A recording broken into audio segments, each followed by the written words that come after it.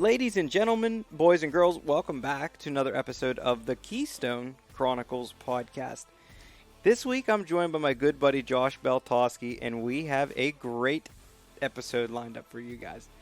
We're going to talk all things scent, we're going to talk all things hound, and we're going to talk about Huck.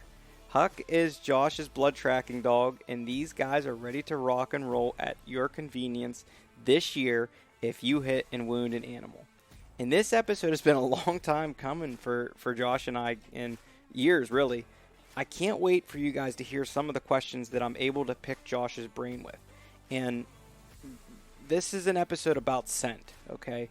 And if you are a deer hunter, whether you're a novice or you're a professional or whatever you want to call yourself, expert, there's no way to beat a deer's nose, okay? But there's ways that we can try to control the environment and learn the environment, you know, whether it be thermals and winds and ground scent. And there's no other way that I can really think of, or better person that you can ask for any information to help you with scent other than a houndsman, okay? Because that is probably the most comparable thing that we have and are around to watching scent be taken in and reacted to. And in this episode, I have great questions for Josh, and one of the big ones is, how does rain and water and certain weather conditions, how does that affect the scent? And I get to pick his brain with some of the stuff that he's seen Huck do as they're out there looking for blood. And this is just going to be a wonderful episode. Josh does not only track deer, guys. I just want to throw that out there. We talk about this in the episode. If you guys need him, get a hold of Huck, man. Huck is ready to rock and roll.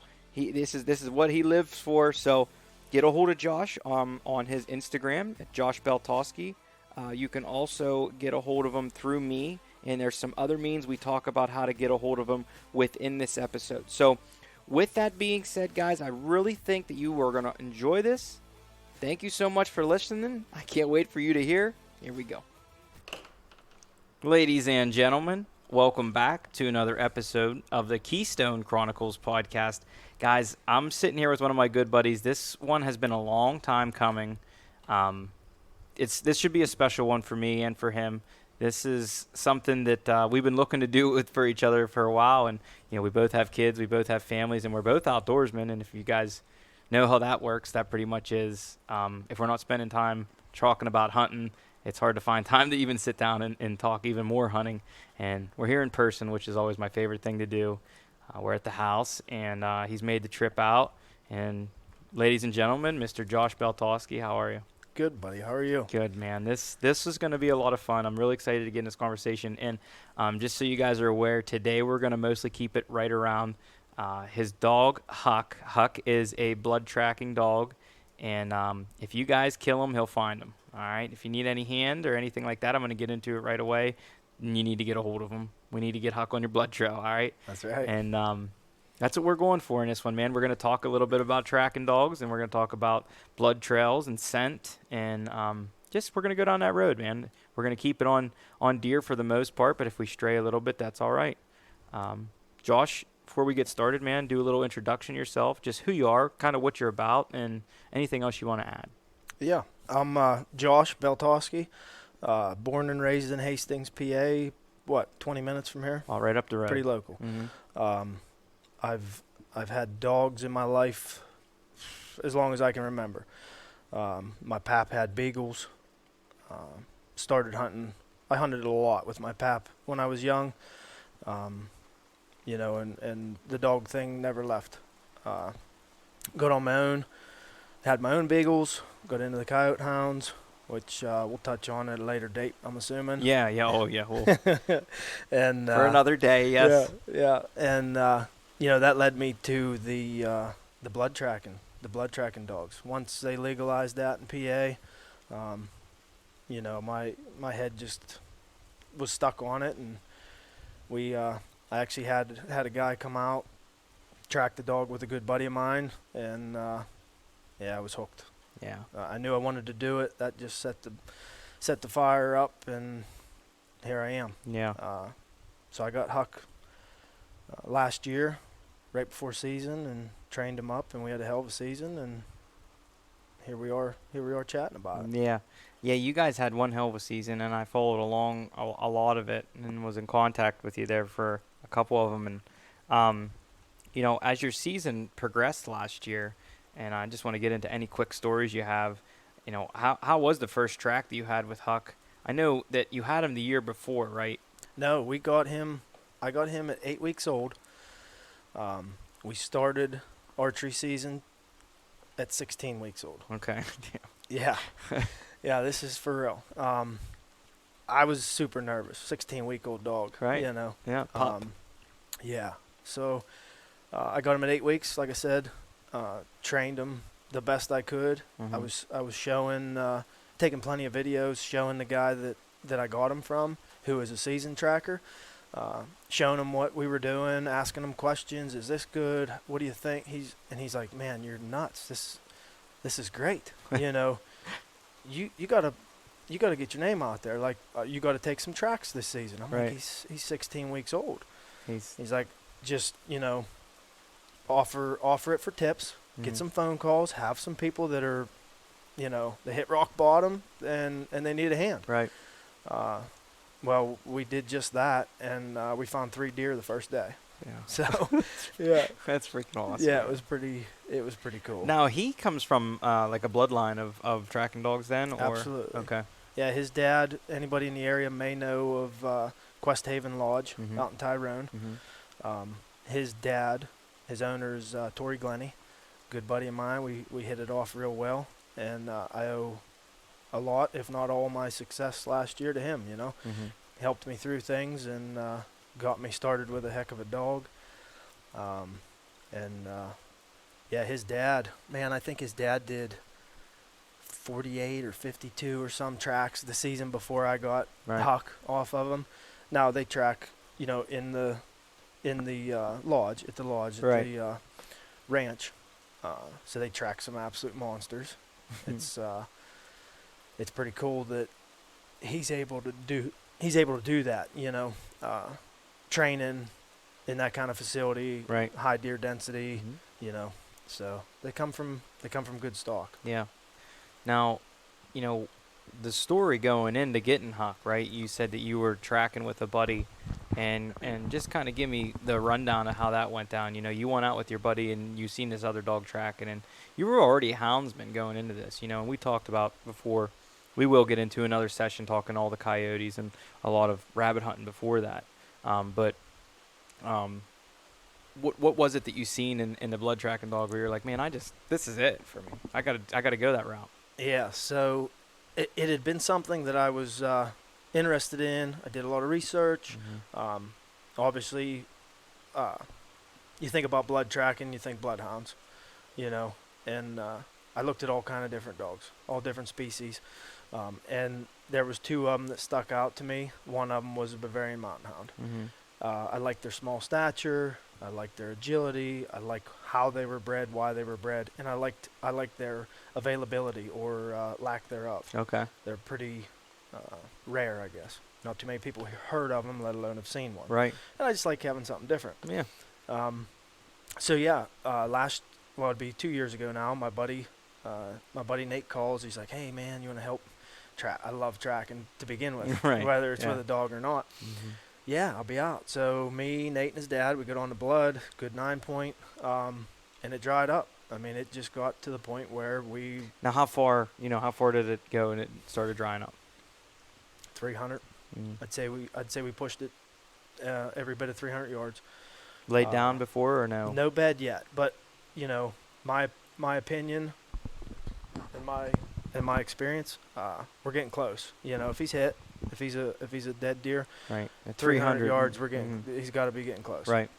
I would say once the dog come in, I would say we tracked him another 150 to 200 tops. So we tracked him till we couldn't anymore. We got to looking. We found Tori. We called him. He was guiding and. Yeah, he said it'd be up. It'd be late, but he'd be up. So me and Nate hung out in the garage, talking about, what I've researched in the past and how cool it is that the same breed, the dog that I've been looking into is coming out, and I'm going to watch it firsthand. Right. Yeah, it was picture perfect. So Tori showed up, and we put Rip on it at the shot site, tracked out the, let's say, 300 yards that we had already tracked. Bingo. We got to virgin ground, and he starts doing his work, and we're picking up a speck every 50 yards maybe. Right.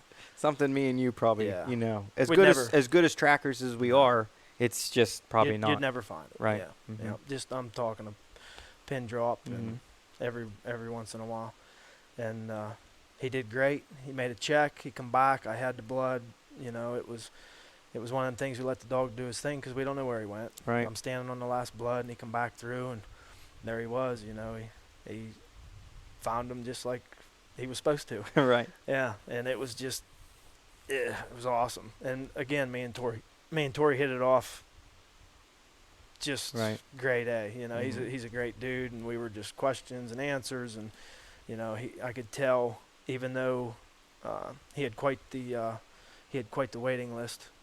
I was probably in line to get a dog. Right. Yeah. Worked your way up the ladder pretty quick. Yeah, I think. Well, I mean, you being a houndsman, and you bringing that energy around you, he could probably tell right away, like, this guy's not a joke. And I'd like for him to get, my bloodline because he knows what he has. Now, when you go out and you track, do you let him off the leash? Do you keep him on a leash? Kind of run me through if I was to shoot a deer today, right? Mm-hmm. Say today's October 31st for all. Great day. Right, right. This is a very good day. Yeah. Anywhere that 28 to November 4th, 5th, I'm all for that. And even after that, but that's it's always been a very good time frame for me. Yes, but let's say for all examples and purposes here, so I call you. I'm like, well, bro, I think I put it in the shoulder, but it was low enough. I got good penetration. I just backed out. I'm ready for you. What do you think? And you're like, well, give me some more information. How do you go about it? I make that phone call and just take me from there. All right. Well, first things first. Yeah, the phone call. Get as much information as I can. The very best thing that I like to hear is, it got sketchy and I backed out. Right. Now you got my attention. Right. Because you did what's right, Yeah. And I'm not against anybody going out, calling a buddy or 6 or 7 and doing what they can to find it because it's in our nature. Yeah. We want to find it. Curiosity, we want to finish. Obsession, everything, right? Yeah, we want to finish the job. And with being able to utilize dogs now, you're still finishing the job. You may get some help, just like those 2, 3, 4, 6 buddies that you're called are going to help you with.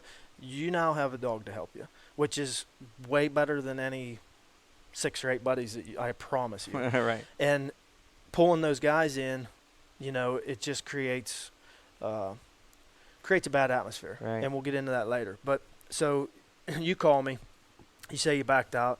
I get all the details. I write it down. Where was the shot? What did you use? How far? What did you find? Did you get your arrow? Did you have blood on the shots? Blah, blah, blah. And then I decide, and that's one of the toughest parts of the gig is deciding which one is the most beneficial for not only the hunter, for the dog, for my time, because I get calls from an hour, hour and a half, 2 hours away, know. So I want to make sure that everybody's at 9 o'clock at night. Yeah. Usually you get them later in the morning. They'll shoot something first light. They'll look for it for a couple hours. You get something around 10, 11 o'clock, the phone starts ringing. And then usually about 3 hours after dark, the phone will start ringing. I gather all that information. Hopefully it's good. Hopefully we can make it happen. So let's say it's good. I'm coming to you. I'll give you a time that I'm coming out. I'll get out there, and I want you to take me to the shot site without crossing the track, without where the deer was or could have ran. Let's get to it. Hopefully you left it that way as well. Right. And we'll get to it. I always, if possible, like to start at the shot site. If you didn't already track it for 2 miles, and it's really not practical to do that, So we'll start at the shot site. I got my dog pretty well disciplined. I like for him to sit down about 5 yards away. I walk to the shot site. I see what I want to see. get him ramped up, get the adrenaline pumping, like I'm checking it out. He knows what's there. Right. It's almost game time, and I just say find him, and find him. He comes out of his, corner there, and he comes over, and it's nose to the ground. It's game on. He's throwing haymakers coming in. Yeah, it's game on.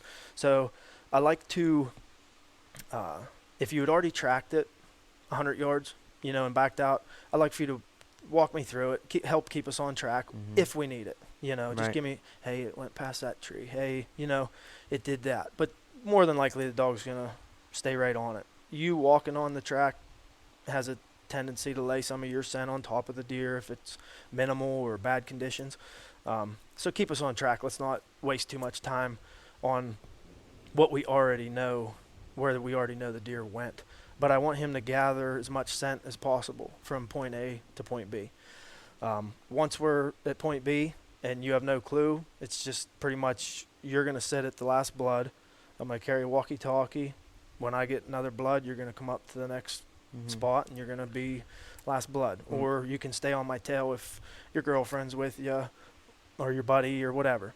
And I got ribbon that I'll mark the blood, in some tough areas as well.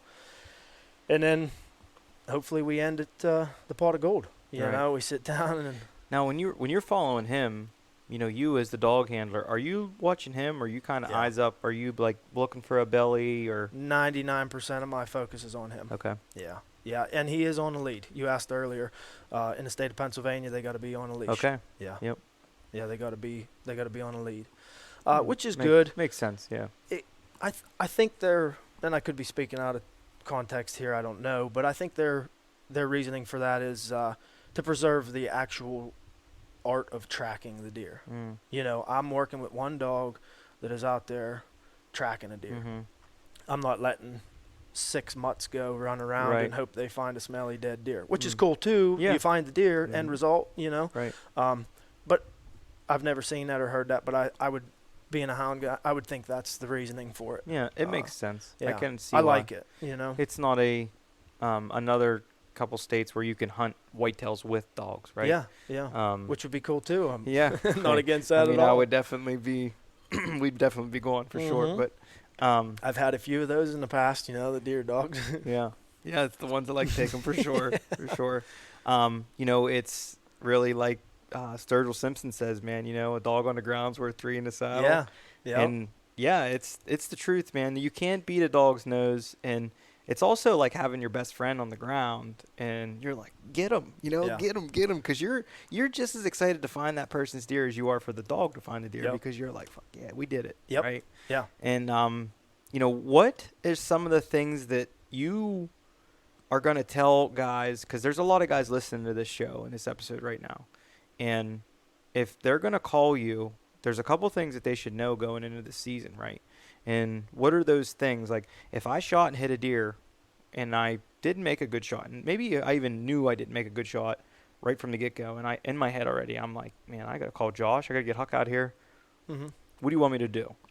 Say I'm in the tree stand. What do you want me to do from there? My rule of thumb is if you can't track it yourself, you're going to call a buddy. Let that buddy be a dog. Yeah. I get down. And I got blood at the shot site, but I don't have the arrow. I may follow it for a little ways. But if it gets sketchy, I don't have that arrow to tell me. That arrow tells you a lot, in my opinion. You get a pass through, you got guts on it, you got white hair on it, you got fat on it. That arrow is going to tell you a lot. Yep. Obviously, if you got a spray and blood trail, you're going to follow it no matter what you see. Right. But I've tracked many miles old one-lungers with one lung spray and blood trails. I mean, I thought I'm finding the deer before these guys get across the creek, blowing out beer can size blood clots. Like, all right, pink blood and all. Yeah, bubbles. Yep, the whole 9. 4.5 miles later, we're back at the truck. The deer made a big loop. We jumped them once, and we're back at the truck. So there's a lot. There's a lot of elements that go into a lot of pieces of the puzzle. Great blood does not mean a dead deer. A clean pass through does not mean a dead deer. I got a particular situation where, and this is like a once in a lifetime thing. The guy's local, he shot the buck, and immediately after he shot the buck, he got a trail camera picture of it running through the food plot with the arrow hanging out. Fletching's holding it in. That's it. I'll show you the picture here after we're done. Anybody in her right mind thinks it's a dead deer. I mean, Any hunter. Anybody with a little bit of experience. any hunter that has ever put an arrow through a deer would be like, yeah, he's crushed. I just got this picture to Dead. confirm it. He's running dead, right? 5 yards later, he drops the arrow. We look at the arrow, covered in blood, tip to tip. Good blood. It's just one of them, I'll give him a half hour, and, Right. I don't even need to. Situations. Mm-hmm. And I'm going to look up the picture to get the dates right. I think it was October 22nd. I tracked that buck. So he got a hold of me. Him and a buddy went out. They lost blood. And he called me, and I said, yeah, let's do it. Let's do it in the morning, though, before it gets sunny out. So I met him at 4 in the morning. I'm looking at the picture. Right there it is. That's the broadhead side hanging out. Holy shit. It's a dead deer, right? Yeah, oh yeah. So we get in a buggy. We go up. We track it. I follow it. I think pretty much to the T, the way the deer ran. We get to where they stopped, and that's where we did a little bit of splitting and searching. And what happens is when you leave that blood trail, you're taking that blood trail with you. It's on your boots. You've tramped in blood. You got deer scent, okay? So we did a little bit of searching around, and Huck got back on course. I found one more spot that I thought was blood. He thought was a berry, whatever, regardless of the situation. That was October 22nd. I had a hard time telling him that Huck thinks your deer's still alive. And November 10th, I believe is the date on that picture, right? Mm-hmm. That buck was shot. Son of a bitch. Yeah, I left there and, no hard feelings. But the guy's like, I'll be looking for him tomorrow for sure. I said, well, call me. I'll come back out. We'll do what we can. Mm-hmm. I feel you, dude. I don't have an answer for this. Stakes are, emotions are high. Yeah. Yeah, I don't have an answer for this because anybody that looks at this deer, November or October 21st, actually. So from October 21st to November 10th, we're talking 19 days. Mm-hmm. Oh, he was just out there. He was still getting it. Yep. 19 Running, days. chasing. And it's 100% the same buck because the kid that shot it was also hunting it. Did you ask the kid if he was acting funny or anything? Come in. When he shot it, the kid that shot it? No, I don't think I actually talked to the kid that shot it. I got the picture through the guy I tracked for. And right. Yeah, it was just a popular local buck. It was 100%. You could see the wound. He actually had the wound from my cousin skimmed his back a couple of days before that. Okay. Yeah, it was the same buck. It got injured the year before and walked backwards on its one right front leg. Its front shoulder was broken, like twisted in. So it was 100% the same deer. I would say, just in my opinion, like some of them we call devil deer. Mm-hmm. Like I want to edit this a little bit with my words. I watched a deer get shot in an area where it most definitely should have been dead. Mm-hmm. And it's still looking around, laying on the ground. Yeah. Like with half of what got shot. And I'm like, and we call them devil deer because they just have a will to live. Yeah. Right? Yep. And I think that some deer have more of a will to live than others. Correct. Right? Because I can think of some bucks that I didn't make maybe the best shot on, but they didn't go very far and they died. Yeah. And then on the flip side, I can think of deer that, boy, I put it to them and they went a long way. Where'd they go? Right, yeah. Right. So, out of all that stuff you've seen, one of the best things that you're getting out of having Huck and being able to track wounded deer is learning a lot. And I mean, you've already seen a lot of wounded deer in your life, of deer you shot and killed on yourself, Mm-hmm. or being with friends or family, whoever is tracking these deer. What are some of the things that you've seen that kind of are giving you a little map of something? Have you seen that a wounded deer, because some guys are like, oh, deer's going downhill. Deer's going towards water. Deer's going to circle back over this end. Is there anything that you've kind of like said, like, holy shit, like this is kind of like a common thing going on here? Yeah. Well, one thing for sure is nothing is 100%.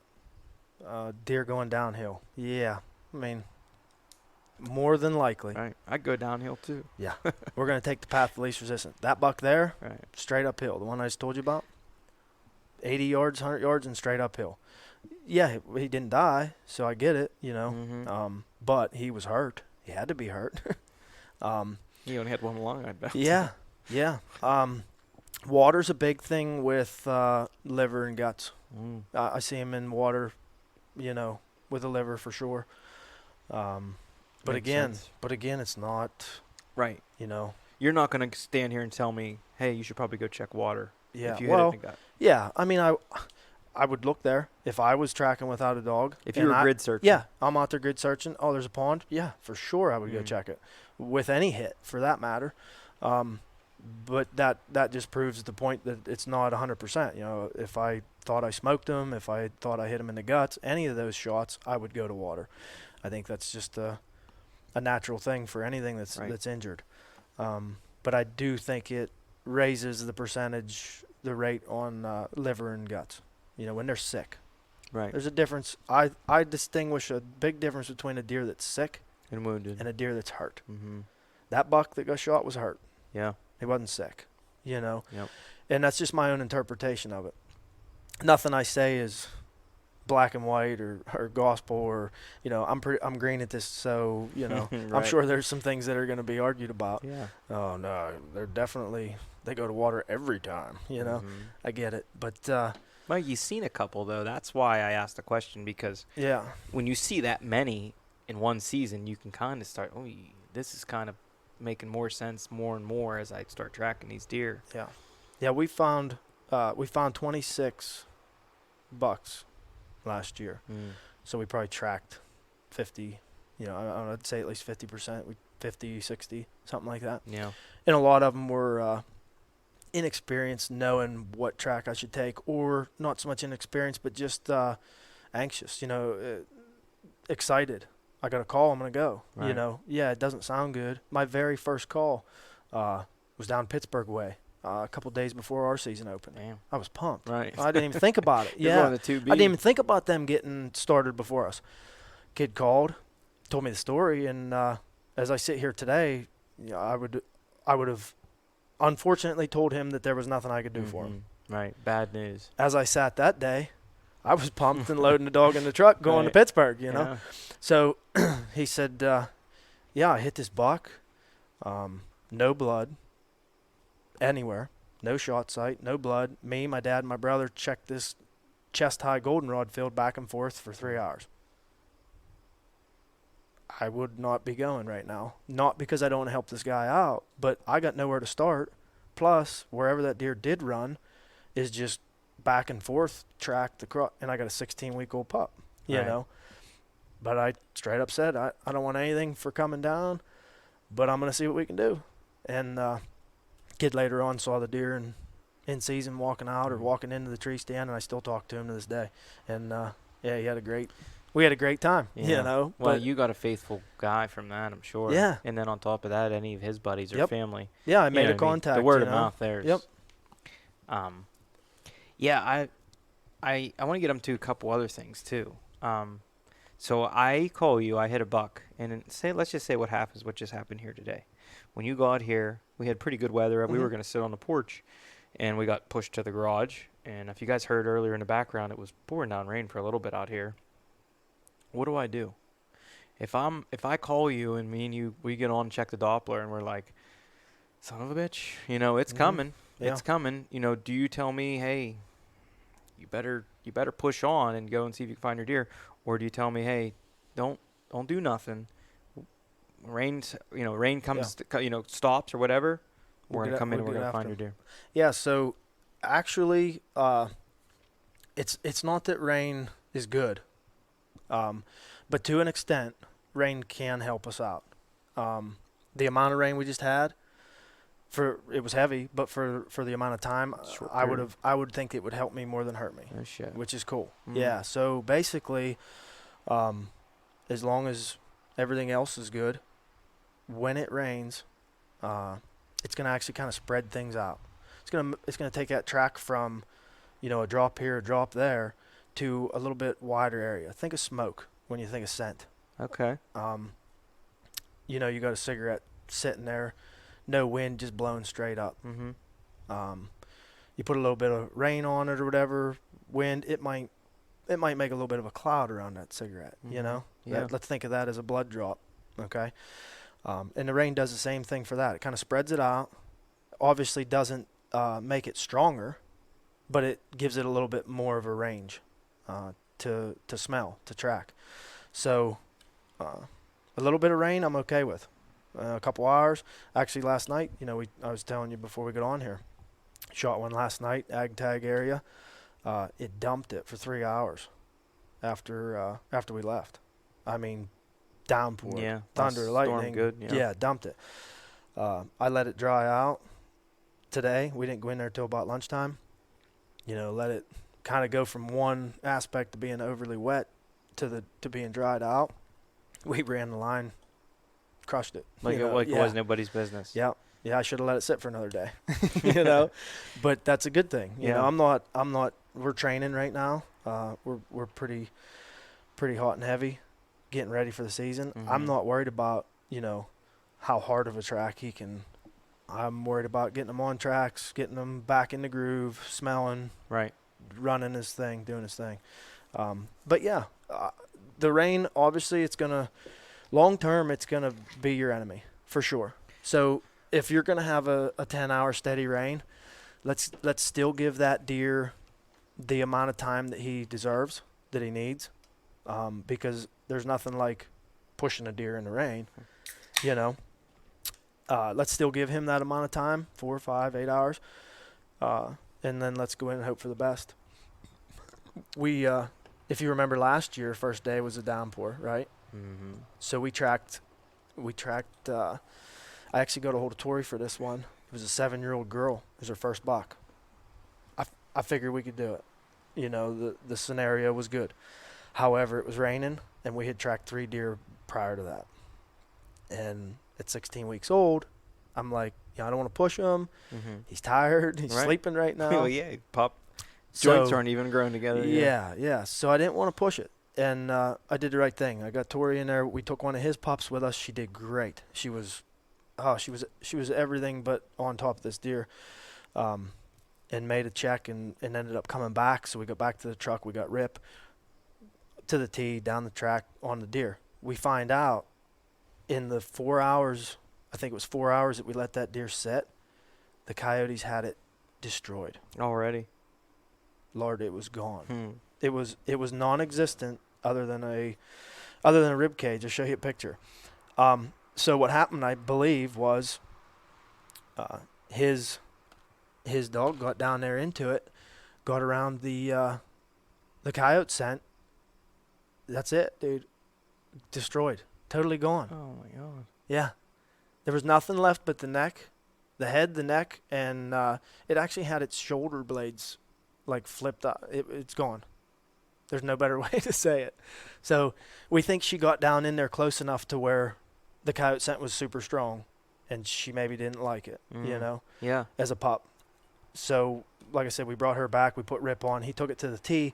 She was so close to it, we wanted to let her have the reward as well. So we took her and Huck, and she followed her line that she had previously took, and Rip had taken a line sooner down over the hill. And whether Huck took Rip's line or Huck took the deer's line, whatever, Huck followed Rip to the tee right down to the. So I was like, yeah, that's good, you know. And he ended up getting a reward as well. So we had 3 dogs out on one, soaked to the bone. It was pouring the entire time, you know. Now, so you say reward, are you giving them like some organ meat out of the deer, or what's the? Yeah, I usually give him the liver. Mm-hmm. Yep. Yeah. I like to give him the liver. We'll let him as soon as he finds it. I'll ask the hunter. Right. You know, I'll cut in the back of the leg or somewhere. Right. That isn't going to ruin the pictures or ruin what they're doing, and let them chew on it for a little bit. But then once we got it, I like to give them the liver. Yeah. Yeah. Everybody likes liver. Yeah. I was gonna say. Yeah, that's good, man. That's funny. You know, I was raised with the same thing with the rabbits. You know, we'd kill a rabbit and a dog come up, and it wasn't like she wanted it. It just she would wait a second, and I'd give her the the Give her liver, the heart, and give her liver, right? yep, every time. Yep. Hang the rest in a tree and Yep. keep on moving. But have you seen a large correlation? Because I grew up talking about this. My dad, my pap, everybody would always tell me the same thing, and I find it true. But you said earlier, whenever we were talking, that one of the deer that you were tracking, you said we started here and then we ended up right back at the truck, right? So that deer made a big circle. Yep. Do you find they act just like giant bunny rabbits? I can't say that's true. Okay. No. No, I can't say that's true. That situation, yeah, a 4.5 mile Right. loop Right. of a Still, bunny the deer rabbit. come back to its core area, if you will. Yeah. Yeah, there it is right there. That's the track. Right here's where right here's where it was shot. Yeah. That's where this mess right here is where the guys searched for it. It's where I jumped it and it crossed the creek up through this goldenrod, and I jumped it right here, I think, and it come right back. So that was a cool track. The guy, it was a good buck, crossbow, I believe. They got in. They had good blood. You could see it on the blacktop. It crossed the road. I got in there, and man, we struggled, 150, 200 yards in. It was back and forth and running around. He was excited, but, it was just everywhere. So I could tell that they were back and forth and searched. They had one speck where on the creek bank, and that ended up being where he had crossed the creek. But they had never gone on the other side of the creek. Right. So while we were searching on the shot site side of the creek, I found the bed where they had jumped it from. I put 2 and 2 together where it went from there to the shot. And if you looked across the creek, there was like a 6-foot bank straight up and down. So they immediately were like, it was hit. Right. It's not going to go up that. Well, Huck said otherwise. So he's sitting on the creek, sniffing, and he wants to go across the creek. So I let him go across the creek, and I got up a couple feet up creek and got across where it wasn't deep.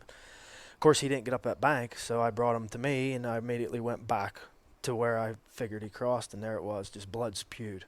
From him jumping up that 6-foot bank, he just opened things up. And that was the one I talked about earlier. He had beer can-sized blood clots that Huck's thrown up in the air, know. And I'm thinking, it's right here. 4.5 miles. Yeah. And the deer's still on his feet. Yep. Yeah, it made a loop. It went through a giant goldenrod field. We got up to a pond. I thought he was going to be floating in the pond. Nothing. We got back down this 4-wheeler trail, and it veered off the 4-wheeler trail. And I actually, when it left the 4-wheeler trail for the thick brush, I looked back at the guys, told them, let's be quiet, it might be bedded. It might be pulling off the bed. Might make a turn and be standing there looking at us. It wasn't 5 yards. I looked back, and they're excited. You think that was him? I said, well, it was either him or a coyote or a bear or something leaving him. Hopefully, it wasn't him. So we went up, sure as heck, there it is, pile of blood, bed. Clotted up. Definitely him, And whatever time of night it was, the guys were about whooped, and I'm still ready to go. But, you got to make the decision. So I looked at the map, and here the deer jumped and ran basically in the direction that we needed to go. Right. I was like, hey, if it's still going that way, I say we follow it. If it veers off track, we'll mark it. We'll come back tomorrow. What do you think? And they were on board for it. Well, here it literally went the path that we would have taken to get back to the truck. Through this trail, onto a great big transmission line that was mowed. And he's like, you think we're still on it? And the dog was pulling good, and every once in a while there'd be a speck of blood. We get out to the road, there's a spot of blood right in the middle of the road, and it goes into this, I don't know how many 100-acre soybean field. I think it's a good spot to leave for the day, And they were whooped. It was it was quite the night. But well, so after you jumped that deer and you found that bed, because the reason I asked this question before I even get into it is because I have been part of plenty of tracking a deer to where we found the bed in the wrong way, right? We come up on it and jump the deer. Yep. Just like that. And, I'm about in tears when that happens because usually that's it. Especially if it's got shot deer, because usually they quit bleeding. Yep. And how many times have you come across that you've seen that you didn't get the deer, or how far did the deer go after you did jump it out of the bed? So we did. I said earlier we found 26, and that includes eight tracks that we had that happen. We got to the buck. The buck Still alive. Got up and left. Most of which we identified. That one was at night in thick stuff. We didn't identify him, but I mean, the blood led us to him. The dog led us to him. It was him. There would be. I'm trying to think. There was 3 that we found, jumped, let go, marked the area, come back in the next morning. 1 was still alive. The guy had to put down still. Marked the area because we're not allowed to dispatch them at night. Right. We have to shoot them. We have to shoot them during legal hours with the weapon of season, so a bow or a crossbow or lesser, yeah, or lesser, recurve, longbow, whatever, right. In season and during hours. So there's been several situations where you do find him, he's laying there. We back out and get him in the morning. Right. Hope the coyotes haven't gotten him. Yeah. Hope he didn't get up and walk away. There was 8 of those situations. And the one, like I said, we searched forever for him. He ended up making a goofy cut on us. It was a nice learning experience. But we marked the area, and the guy went right back in the next day, and he ended up having to put it down still. The next day he was still laying there, and he was laying next to a pond. He was got shot, laying next to a pond. Yeah. But as far as jumping them and then recovering them, like I said, 3 of them, 3 out of 8 that we had actually jumped, and ended up getting back.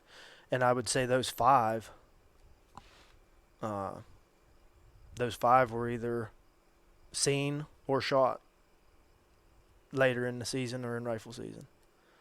I had a lot of deer that we tracked that we didn't find that were shot in rifle season, shot later in archery season, showed back up on camera. Yeah, I have a lot of guys followed through. I ask them, hey, if you see them, if we show up and we don't find them, that hits me just as deep as it hits them. Right. I would imagine, because you know me, I'm passionate. Yeah. And I want to know. And Whitney's always like, let it go, Yeah. Why are you talking to that guy? You tracked his deer 3 weeks ago, Well, he just come up on camera, and he sent me a picture of it. That's why. That is why you do it.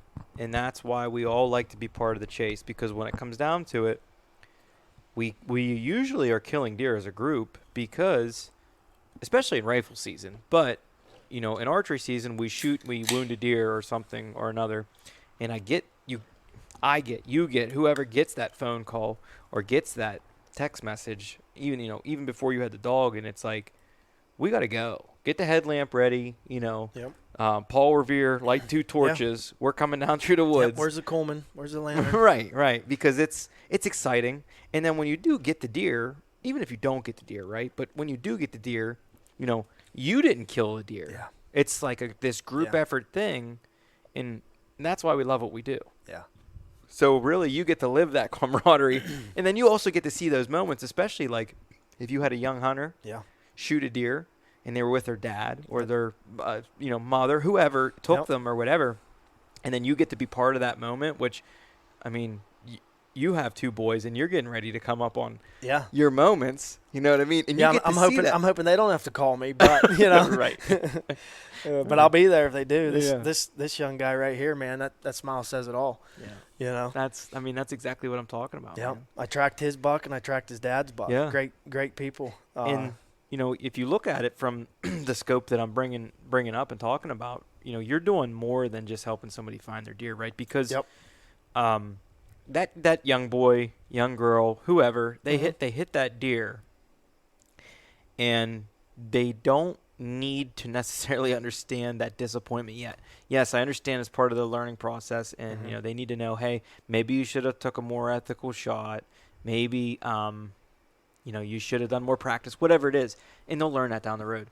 But at that young age, you hate to see that happen, because it hurts more, I think. Yeah, at 7, 8, 9, you don't want to discourage them. It's like almost traumatizing Yeah, for them, right? yeah. So then whenever you can get out there and help them get their deer, because, I mean, like we were And- talking about earlier, I'm an experienced tracker. You're an experienced tracker without a dog. But when you put me in a CRP field or something like that, I mean, I'm only so good. Yeah.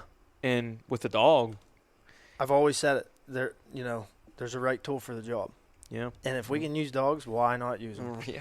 Well, I mean, it's been a long time coming. I don't know how you would ever do like a percentage of, human tracking compared to a dog tracking, because you'd never be able to simulate the same thing without adding the human scent or the dog scent, whichever one goes first on the track or whatever, and be able to compare them so much apples to apples. But I can guarantee you there have been bucks that we found that other trackers have found, trackers that are way better than I am, that have been doing it for a lot longer than I have, that have found that the hunter said, or they know themselves, you would have never done this without a dog. Right. I got a good story. I don't want to tell too many stories, but no, that's why the people are listening. Trust me. It was actually a college buddy of mine. He reached out, and for whatever reason, I was that much more nervous. I haven't talked to the kid since college. Yeah. And he's like, "You remember me?" I was like, "Absolutely." He's like, "I shot a good buck. I'm down here. Would you drive this far?" I'm like, "Hell yeah." I think it was Bedford. It ain't far. Right. Yeah, I'll go to Bedford. Down so I through went the down. valley. Yeah, so I went down. Not only met a college buddy that we had so many good times together, Right. but we rekindled and had another good time. So we get to the situation. He shows me pictures. I love pictures, trail camera pictures. I like the history, Yeah. Yeah, and whether it's a 4-point or a 14-point, I'm ready for the track. Yeah. I don't care. Mhm. I don't pick and choose because of the size of the deer, but, everybody likes to find a giant. All right, yeah. So we get down there, great buck. And we get back to the area, and he runs me through what he told me on the phone in person. Okay, he went in here, 8 foot tall, the heck did he call it? Blue stem. Mm-hmm. So basically, a screen, a real world miscanthus type screen, 8 Right. foot tall. Ran into the blue stem. I got down, I give him time. I got down, I found my arrow. I walked to the blue stem, and when I approached the blue stem, I watched him run this way. Okay? Let's just say, for the sake of conversation, due east. All right. So I get the dog on the shot site. We got blood. He goes in the blue stem, 10 yards. He lays down. There's a bed, some guts, some blood. And I'm thinking, okay, it's a dead deer. You hit him in the guts, he's going to die. Right. It's just a matter of time. So my dog licks up the blood and the guts, and he's nose to the ground, right back out of the blue stem into the field that he shot him at. And he's like, man, he ran this way, 100%. And when we arrived, the coyotes were going nuts in that direction. I mean, 200-300 yards away, they were on top of us. Right. So it was like, oh yeah, they're on the deer, for sure. We're gonna find it. So I circle Huck back into the blue stem, does the same thing, licks up some blood, licks up some guts, smells around, right back out into the field he shot the deer in. And I said, Gavin, hey, did you walk out this way or did you backtrack? He's like, no, I walked out that way. I was like, okay, he's probably just smelling your feet. So from that bed where the guts were, there was 2 other distinct trails that deer have ran. So I forced them up this trail. Mm-hmm. I almost felt like an idiot, because this guy's telling me he went into blue stem. I approached the blue stem. My buck ran due east. I watched him. Right. And my dog's not going due east. He's going due west. So I'm forcing him a couple feet into this, and he wants nothing to do with it. I mean, he's tearing me up to get back out. I put him in the second, deer trail. He's tearing me up to get back out. I said, Gavin, let's let this play out. Let's see what he does. Got to trust the dog. Well, yeah. I know that, but right. when somebody's This guy's telling you, I seen him go there. Yeah. Right. he's like, all right, yeah, no problem. We trust the dog. He takes me across the field, the very field. He's sitting on the tree line. There's 80 feet of food plot, and then this blue stem wall, 8 foot, 10 foot tall wall. He takes me right back out into this 80 foot long food plot that he was sitting in where he shot the deer. He comes back to the tree line that he was sitting on, and there's a bed with blood in it. So how this deer exited Made in the course of him texting his buddies, telling him he got one hit, or in the course of him approaching the blue stem and he bumped him right back out as he was in it and didn't see him or hear him. However it all played out, it was crazy. He couldn't believe it. There's the blood, Let's see it. We tracked him 260 yards due west for the sake of the conversation. When he said his buck ran due east, back behind his tree stand and found his buck. His mind was blown. So really the deer J-hooked around you. The deer did 100% 180 when he went into the blue stem. I think what happened, like I said, either he was texting or whatever and didn't watch it come back out, or the better situation was probably when he entered the blue stem, that buck tiptoed out. Yeah. And he never, there was no blood from that bed to the next bed that he saw.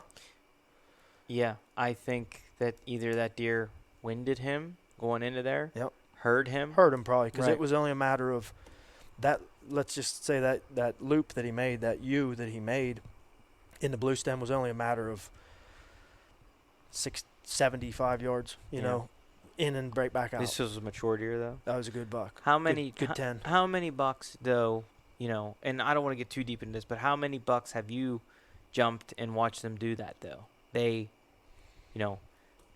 let's say you're on a drive and the guys are all lined up. Yeah. Right? And you're coming through right here, right here, and right here, and you guys are all walking this way. Yep. Right? And you kick this buck out and it goes like this. Mm-hmm. And who shoots it? The guys that you stick out. Yeah, here. the neighbors. Or the neighbors, yeah. The neighbors that know you're driving it. Well, the neighbor that drank either a fifth of Jack Daniels last night. Propped a lawn chair up. Yeah. Yeah, either the flanker, if you're smart enough to put one out there. Yeah, right. Or the neighbor who knows you're doing that drive on the first day. Yeah, good buck. Yeah. Real It was a good. Oh, the body on him. He sent me a trail big. camera picture. Yeah. Yeah, giant. Yeah. There's a lot of crop down in that area. Yeah. So I do want to just stay on that topic real quick. So how many deer have you seen, because what we do is obviously we don't walk on the blood trail, kind of stay to the side, and we find it best to have 2 to 3 guys, and the guys in the back are kind of belly searching, and then the guy with the hot eye, if you will, is the guy with, he's on blood. On the track, yeah. Right. And how many times have you seen where that deer stops? And then instead of, kind of doing like just your normal situation, it maybe just like does like, that or that. Because I've seen it too many times to where that's why us as the second and third guys are a little bit further back than the guy that's out in front, because that deer, he stops and he goes, well, something funny happened here, right? Because I lost blood and I had real good blood or something. And you kind of just start looking around you, and then all of a sudden you kind of put that puzzle piece together, and you're like, holy shit, that deer just J-hooked 5 yards back down around this tree and went down into there. Yeah, I actually had one. We didn't find the deer, and luckily the guy found it the next morning. But he had been in there. It was 2 days old. He had been in there both days after he shot it with himself, his wife, and his daughter, 4 or 5 year old daughter or whatever. So there was plenty of grid searching, crisscrossing back and forth. Right. But what that buck did, it went up, side-hilled on a 45, on a deer trail, and he ended up bedding down pretty much on that deer trail. And when those guys came up the very first time, prematurely, didn't give the deer enough time, it had went right back down and almost paralleled its track 10, 20 yards up as they were making noise. Here's blood, here's blood, here's blood. And it tiptoed right back down into that creek bottom. And I remember, I got a terrible memory, but when it comes to the woods, I remember every tree, every detail. Yeah, everything. Well, it drives my wife nuts. So I remember that track like it was yesterday.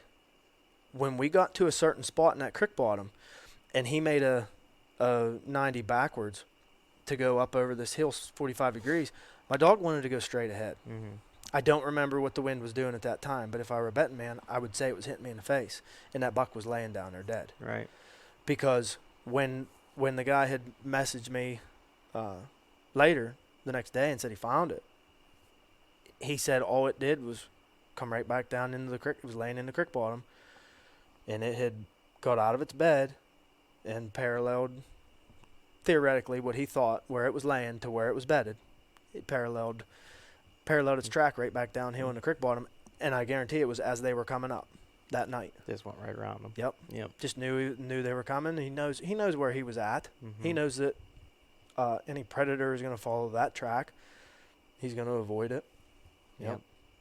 Yeah, they're smarter. Some of them, though, more than others, but they're much smarter than people give them credit on. Yeah. But we'll get into a little bit of technical talk here for a little bit.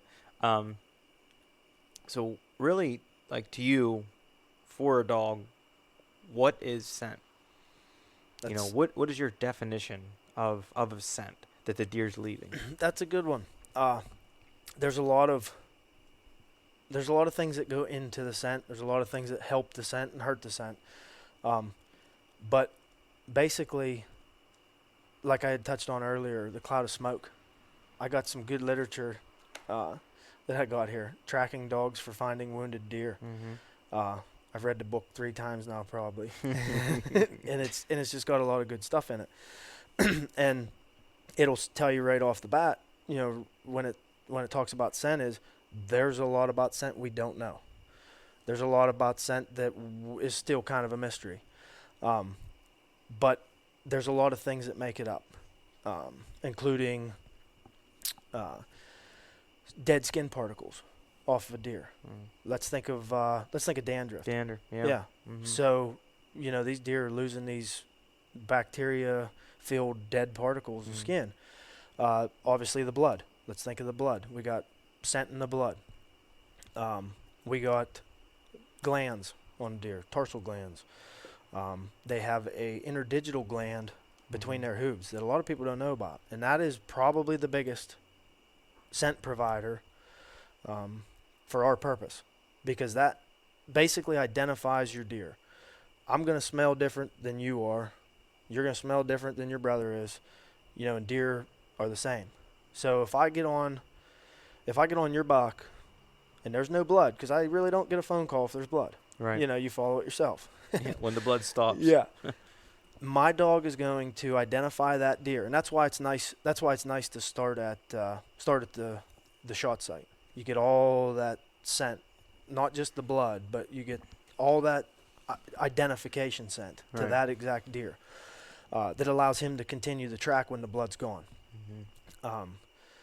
So it's a combination of your skin particles, your bacteria, your gland scent, your urine. If it's a gut shot or whatever, you get that stomach acid in there and whatnot. And all those little microscopic particles that, when we get called, are very minute. There's not a lot of them. Yeah. Or else, like I said, you'd be doing it yourself. They just kind of float off the deer and fall where they fall. So wind, moisture's good, because moisture's gonna help that stuff stick. You're gonna come off of that deer, and instead of just floating away like your milkweed, you're gonna stick down. You got barometric pressure that helps hold it down. Right. You got your rising and falling thermals that help hold it down. So there's a lot of things that help your scent. But as far as what is scent, just your microscopic particles that identify the deer from your dead skin, your glands, your ID tags. Those are your name tags. Do you think that? I think that this is a question that a lot of hunters have. I know I have run into this question from a couple people sending me some DMs and wanting to kind of, for me to pick some people's brains on this that are big scent guys. And the better scent guys are guys that are dog guys. I know whenever I did that one with Merle, right after I did it, a couple guys were asking me, hey, you should ask them this.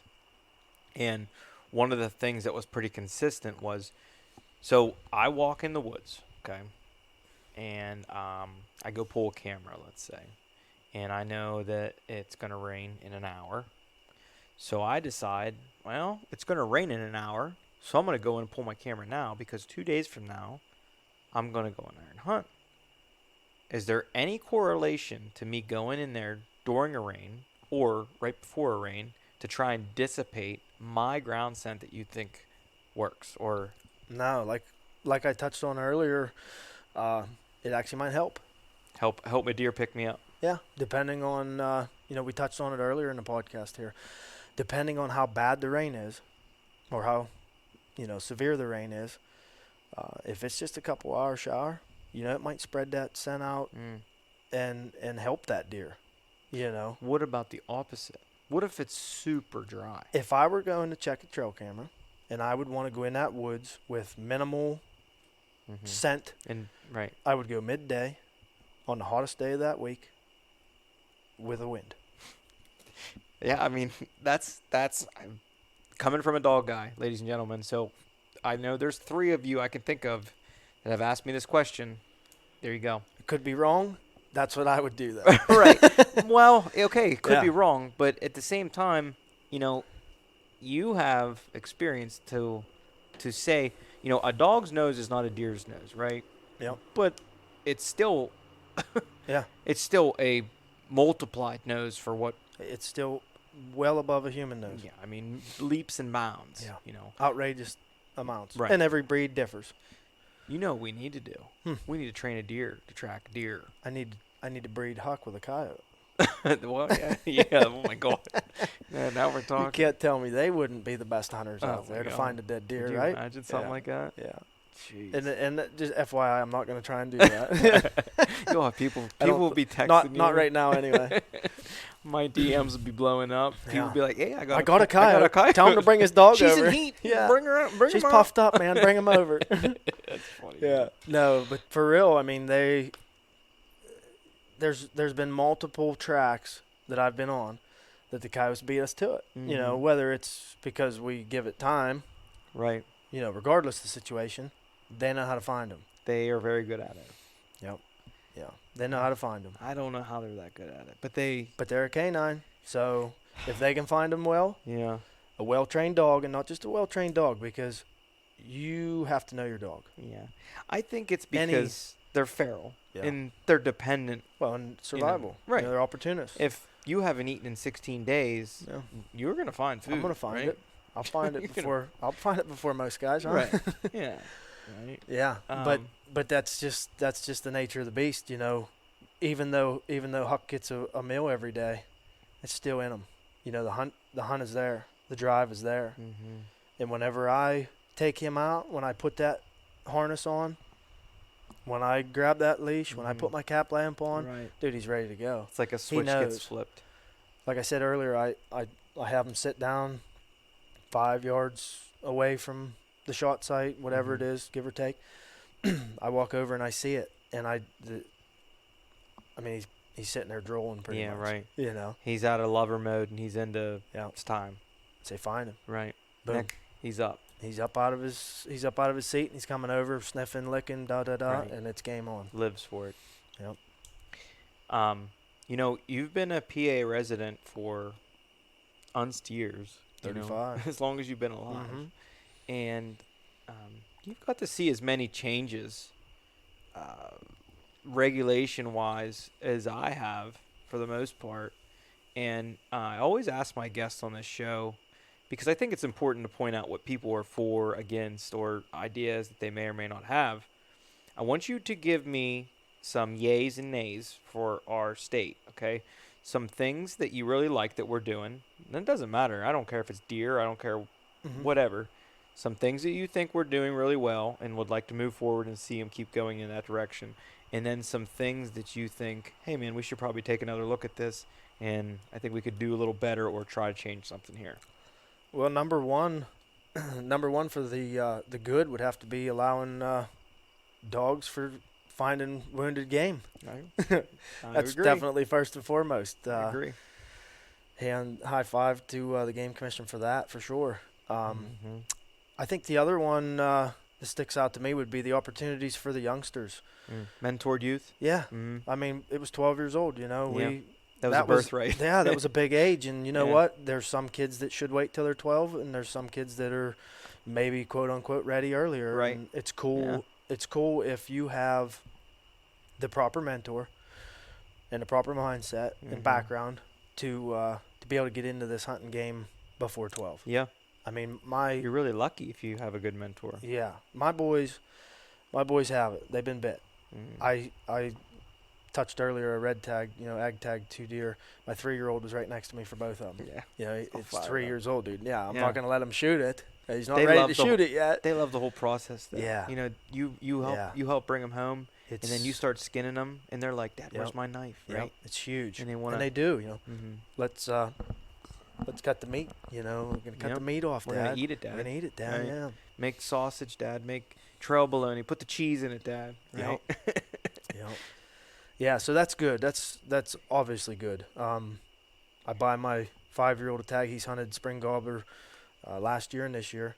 I buy him a tag. Or a license. He doesn't get a tag until he's 7, Mm-hmm. which is good.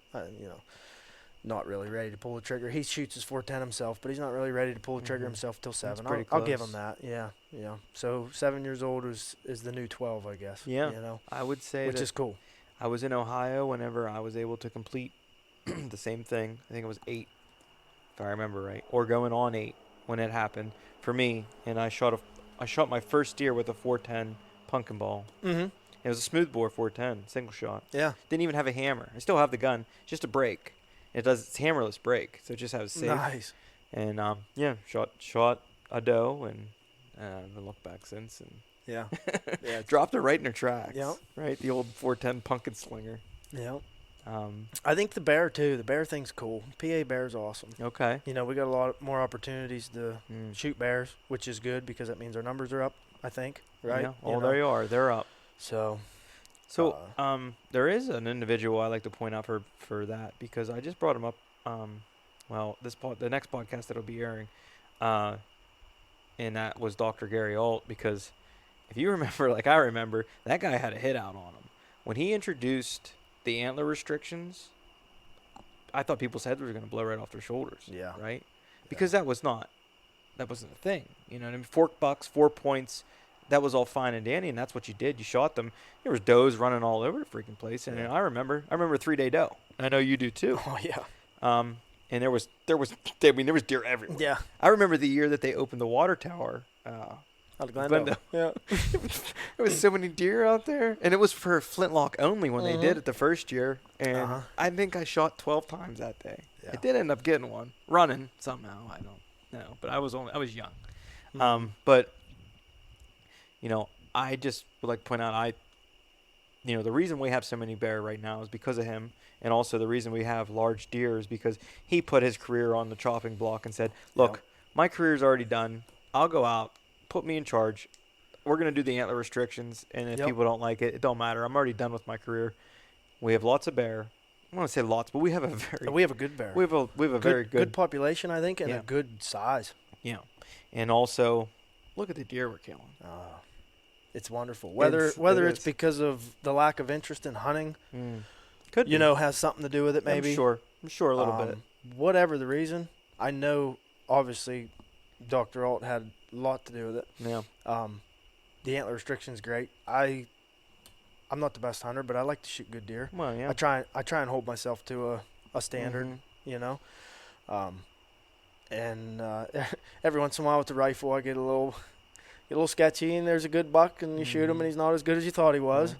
But, that happens, and I'm still grateful for the kill. But I think guys are appreciating being able to compete with our neighbors. There's no reason Ohio can grow them and we can't, right? Right, yeah. I knew that's where you were going. Yeah, they're here, man. We just gotta give them the chance. And hey, you buy a tag the same way I do. You want to shoot a 12-inch 8-point? Go right ahead. I'll drink a beer and celebrate with you because it's a good kill. I'll help you skin the mother out. Absolutely. Yeah. I'm all aspects of it I enjoy. Yeah. But I think everybody'd rather put some inches in the tailgate. Why not? Yeah. But at the end of the day, your taxidermist should be making enough money to put his kids through college, right? We gotta fund it all. Yeah, we're allowed 6 doe tags now. It's a lot. So if you want to quote unquote fill the freezer, then go fill the freezer for $6.97. I can promise you can fill the freezer. Right.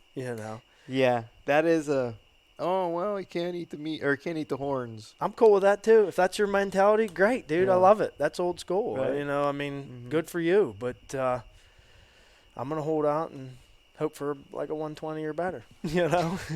Yeah. There's the PA bow hunters 8-point creed. Some people say, we have a lot of 8 points when a deer gets mature enough that even 2.5, right? Yeah. Usually, in most areas, they're going to be an 8-point. Yeah. It's a pretty common thing. But we talked about the things that you pretty much liked. What are some things that you're like, I'm kind of on the fence on this, and I think we should take a double look at this, or hey, maybe we can do a little better with this? Well, first and foremost, I don't want to say anything bad about our game commission because they do a good job, and they take heat no matter what. Yeah. Well, you can't make everybody happy, so whether the antler restriction was good or not, there's people that are pissed. Whether extra bear seasons were good or not, there's people that are pissed. Right. So one way or another, whether we're allowed 6 doe tags or not, Mm-hmm. One way or another, people aren't going to be happy. For me, they're just making laws and enforcing them, and I'm going to abide by them because that's what I do. Mm-hmm. I think the Fisher and this potential Martin deal, Pine Martin, is bad news. Okay. I don't agree. I don't know it well enough to. I don't know the situation well enough to agree or disagree. Has anything moved forward with it? Oh, I got good news for you. I'll tell you afterward. Well, that'll be good. That'll be good. There's some exciting stuff coming through this channel, if you will. So. Good. But I love predators. As we talked earlier, I hunt coyotes with hounds, and it is absolutely my favorite season. It doesn't end. Right. Well, and on the flip side of that, what day can you hunt them that you can't hunt other things? I'm out there on Sunday. Okay. Okay. I don't want to rub it in, Right. but if anybody wants to join, just give me a shout, and you're welcome to hunt Sundays as well. Yeah. Which is cool because I've heard this a lot on the show, and I don't want to get under anybody's skin. That's kind of like our holy day is we keep that day the Sabbath because I know I'm not going to screw your archery hunt up. No, you know what I mean? I'm out there running dogs. I'm going to make some noise. There's going to be some commotion. Do I chase deer off your property? No. Not typically. Do I get deer moving? Yeah. They'll get up and circle around and come right back in their same bed. Yeah. But it's kind of a nice little thing for us because we know we're not going to piss anybody off. Right. There's nobody that's been working hard for a 180-incher that has them at 50 yards ready to go full draw, and here comes a coyote with my dogs. Right. I don't want to do that. I don't want to do that to anybody. But if Sunday hunting becomes a thing, which I'm okay with, we all got to work together and realize you guys are allowed to hunt on Sundays now. We've been Sundays used to be our days, so we got to meet in the middle, right? Yeah. Yeah, and that's cool. I mean, we're all out there for the same thing. There's good and bad. There's people that are a little different about situations, but I'm out there for one thing, and that's to enjoy the outdoors. Yeah. Don't matter what season it is. Don't matter what we're hunting. That is probably the biggest opinionated thing in our state, and it makes sense why it is because they're blue what do they say, blue blood laws, or I don't know, the old laws, whatever they call them. But yeah, I talk about it like you said on the show before, but one thing maybe we can look at a little bit differently is why are we so concerned with the CWD with deer, or are we actually concerned with the CWD with elk, right? Because I mean, I'm not dogging the game wardens, I'm not dogging the game commission in any aspect, but I personally get the feeling whenever I see the CWD stuff come forward that I'm not saying deer don't get CWD. I don't know enough about CWD to say that out loud, but I wonder that it's not for a more herded creature. A fear of hurting the elk herd. Well, I mean that's versus the whitetail herd. So that's the cash cow. I was just gonna say let's face the facts. Let's just here. face facts here. The elk bring PA some money. Yeah, and Right. they should. And They did a lot of work for those elk. You so know, I And think that Pennsylvania should look at our non-resident license, non-resident things. I think personally, you acquire Sunday hunting. Suddenly, the guy that lives in Ohio, Maryland, West Virginia, New York, Rhode Island, Jersey, these guys are probably already coming in our state. And if they weren't, they probably weren't because, hey, well, I can only hunt there one day. Saturday, right? Suddenly, your non-resident sales, boom, they boom. Open that up. You charge just a little bit more. You don't need to be going hog wild. And I'm not for raping people's wallets, you know what I mean? But bang, now you're making some really good chuckla coming out of your non-resident situation, and you can put it towards the residents. Every other state, it costs more to be a non-resident than a resident. Right. It's just the fact, It's just the way it is. Yeah, we can take a look at it, I think. Yeah, I think you're right. I don't think our non-resident rate is bad at all. I would have think to it's pull only it like up. $100 more. I don't think it's crazy. I buy a non-resident elk tag in Colorado. It's $700. A resident's like $100. I think that for elk tags, though, I believe, from what I understand, that Colorado is the destination for non-resident. Well, they offer the most over-the-counter opportunities. Right. Yeah. Yep. Yeah, hands down. I got a buddy heading out Wednesday. I just had a chat with him before I came here, because I fortunately have been successful in Colorado. Yes, you have. Yeah, and just racked my brain a little bit. We had a nice chat, and I hope to God they bring a couple bulls back. So I just looked it up while we were talking here. The Pennsylvania non-resident hunting license. This is without any deer tags, small game, anything like that. Mm-hmm. Is $101. Yeah, that's cheaper than any state I hunt. Hands down. Way cheaper. Yeah. So your regular PA resident is what? $40? Well, I buy everything, but I buy everything, and I'm $130 deep. Right. Yep. I buy pretty much. I get my dove, I get bear, bobcat, pheasant license, everything. I don't do the pheasant. Well, just because I haven't. Yeah.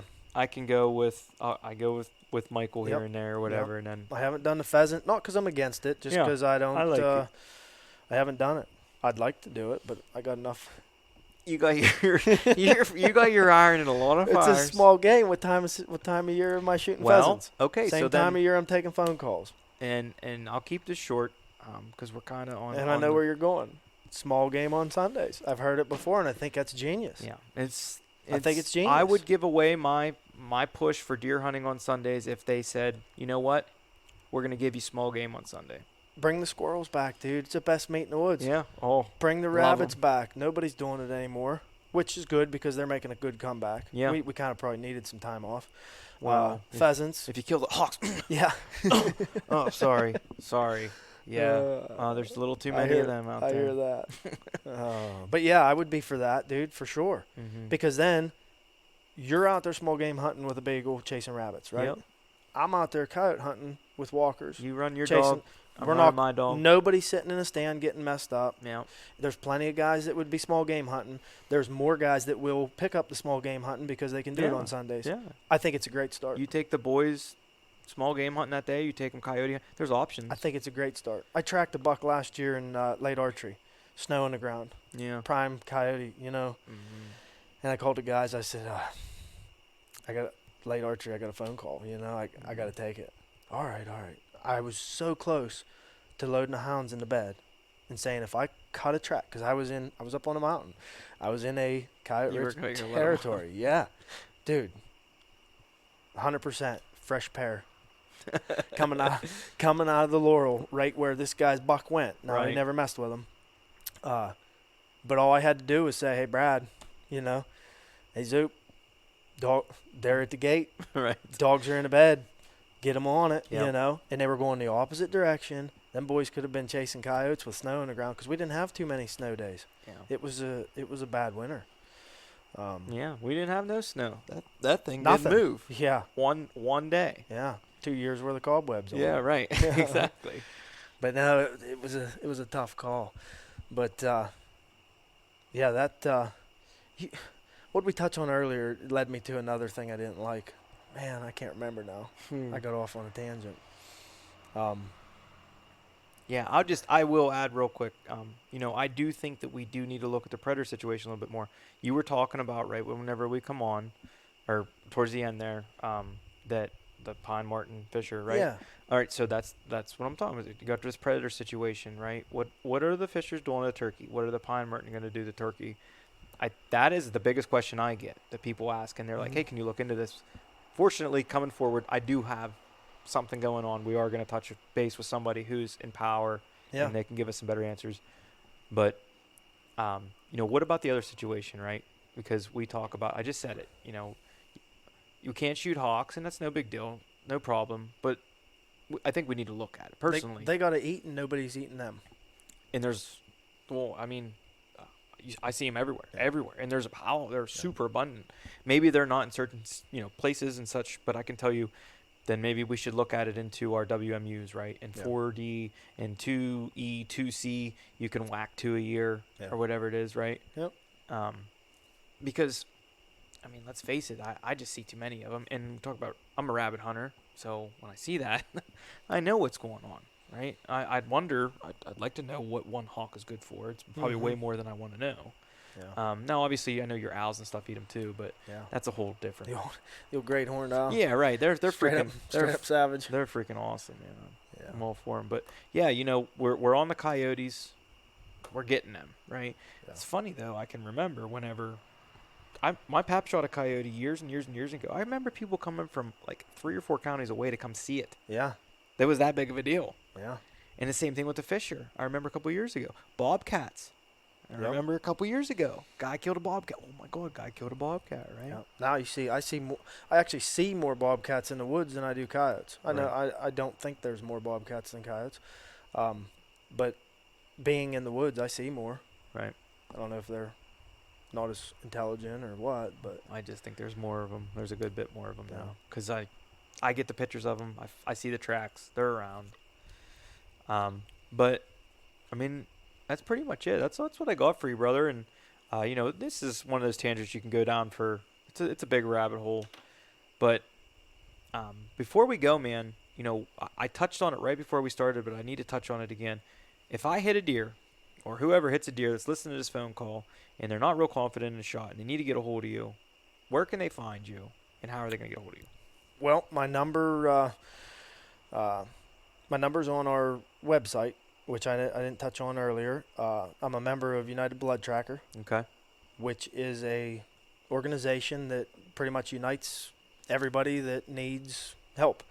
You can go to unitedbloodtrackers.com, type in your area code or your city or whatever, and it'll pop up a map with a bunch of pins, and it'll give you, the top 5 or something closest guys to you. Click on them, their number, their profile, whatever you need to know.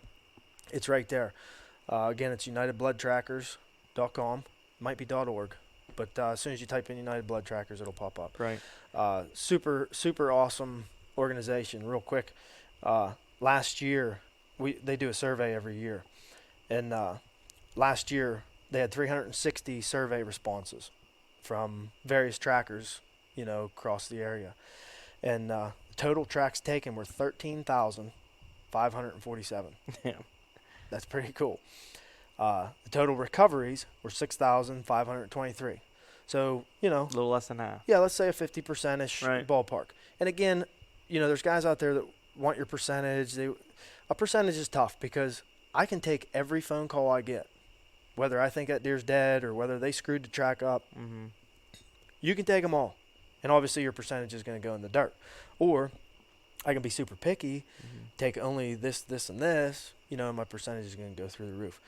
But it's pretty cool that they log all this information. So, again, total recoveries was 6,523. The whitetail deer made up 6,216 of those. Pretty big part of the tracking world. Oh, yeah. Along with that, we had black bear for 122, hogs for 57, elk for 29, mule deer for 14, moose for 8, European red deer, red stag, for 5, axis deer for 19, fellow deer for 2, coyote 8. So somebody's out there calling a dog to find track a coyote 8 times. That's pretty cool. 2 fox, 26 lost dogs, 1 domestic goat, 2 lost tortoises, 7 turkeys, 1 mouflon, which is like an African thing, 1 nilgai, which is an African thing, 1 black buck, and 2 bobcats. That's pretty cool. Yeah, it is pretty cool. Stupid knowledge, but that's the survey. That's the results from last year's survey. Cool. Pretty neat. Well, you got to think, too, a survey. How many, 80% answered? Well, I would say less than that, 360 survey responders. Okay. I don't know the number. Of members? Yeah, I don't know the number of members. It doesn't say. But yeah, it's pretty neat. I mean, let's just say 50% of it. I've gotten calls for lost cats. Yep. Cat wears a diaper. You know, he's got some kind of disease. Hey, sorry, but I couldn't help. I was out of town. But it's pretty cool. Tortoises. You know. Everybody's just out there trying to help. And that's what we do. We try and help. Listen, it takes time away from the family. Yeah. And I can't thank my wife enough. Right. You know, because it takes a strong household. Literally, I come home from work, and right if back I out was the door. if I was lucky enough to be able to answer the phone, which I work underground, so I have voicemails to get to when I get back. If I'm lucky enough to answer most of the calls, I take them, I organize them, I figure out what's best. If I got 3 in an area, 2, whatever, try and plan my evening. I run in the door, she's got supper ready, hi, bye, and I'm out the door until ? Right. I don't know when I'm getting home, right. And I love it. Yeah. It's tough, but it's all worth it when, whenever you see your dog approach that target buck that this guy's been after for 2 years. Right. And you turn around and see the smile on his face. Yep. Or you turn around and see him still down in the dumps because he didn't see the deer yet, and you go, there he is. We're getting close, buddy. There he is, bud. We got him. What? Right. We got him, bud. And they just start jumping around and high-fiving. And it's a high emotion, it's high stakes game. It's amazing. Yeah, it really is. And I'm super fortunate to be able to take part in it. Mm-hmm. And if anybody needs a hand this season, next year, 10 years from now, reach out, unitedbloodtrackers.com. You can find me at Josh Beltowski. That's BELTOWSKI. I post. I have a highlight reel of Huck's journeys from last year. You can click on the highlight, watch almost every track that we did last year. Everyone that I had service for, anyway. Yeah. And follow along with them, and hopefully we don't hear from you, but if the opportunity arises, I'm here for it. And we'll step up. Yeah, I'm ready. We're ready. He's ready. He's ready. He's more than ready. Well, brother, I appreciate you coming on, and like I said, this was a long time coming. I feel like you enjoyed yourself. I know I really enjoyed this conversation, and we're gonna have to get together. Yeah, this was good. This was because we got a whole nother adventure to go. I was a little nervous at first, but this was good. Yeah. And we'll get on and talk about the coyote dogs, because there's another solution to a problem. Man, I'm lucky to know a lot of houndsmen. I can tell you that. Dogs are great, man. I'm sure everybody listening has heard it. We don't deserve them. They're awesome, and it's awesome to watch a dog reach its potential. Yeah. Not just sit around and be a pet, which is great too. Right. Everybody loves pets. A working dog is very impressive. A working dog is absolutely impressive. Yeah. So, well, brother, good blood trails, man. That's all I can tell you. Aim small, miss small, but don't hesitate to call. Yeah. Oh, yeah, I love it. I love it. That's it, dude. Yeah. Thanks for having me, man. Yep. I appreciate it. We'll catch up with you here a little later in the season. Yep.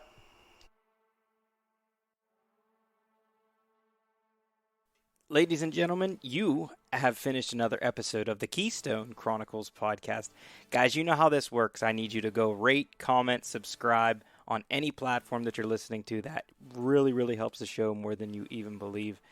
And I really hope that you guys enjoyed this episode. This was one of those ones for me, I know that when I go back and listen to, this is really what this show is about, guys. This is two PA boys just laying it down with a great conversation and really just appreciating each other's presence. And the stories could have kept flowing and flowing and flowing throughout the night, but we can only put so much audio out at once, and that's about the max that I'll do, is about an hour and a half to an hour and 20 minutes a pop, and without doing a part 1 or part 2. So Josh will be back on, guys. If you guys really enjoyed this conversation, reach out to him. Let him know how good this one was. I really think it was one of the better ones. And also for me, guys, if there's people that want to get on the show, I plan on building the website up to where you can get on and put people's names in and such and all that. But in the meanwhile, please reach out to me, guys. The best guests are the ones that aren't really present on social media, and they're really hard to find. So please steer them our way, guys.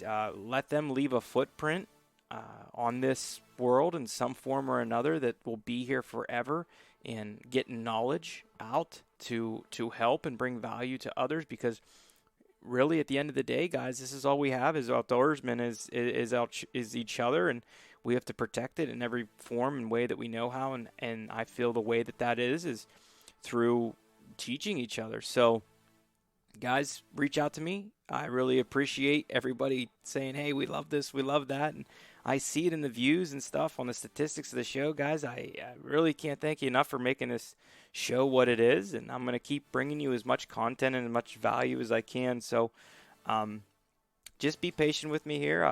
Super, super busy going through some things here with work scheduling and stuff with my family. So yeah, thank you guys so much. We're going to bring you as much content as we can. Until next time, get out there and go kill a deer, squirrel, or anything great that Pennsylvania has to offer. Guys, God bless you. We'll see you soon.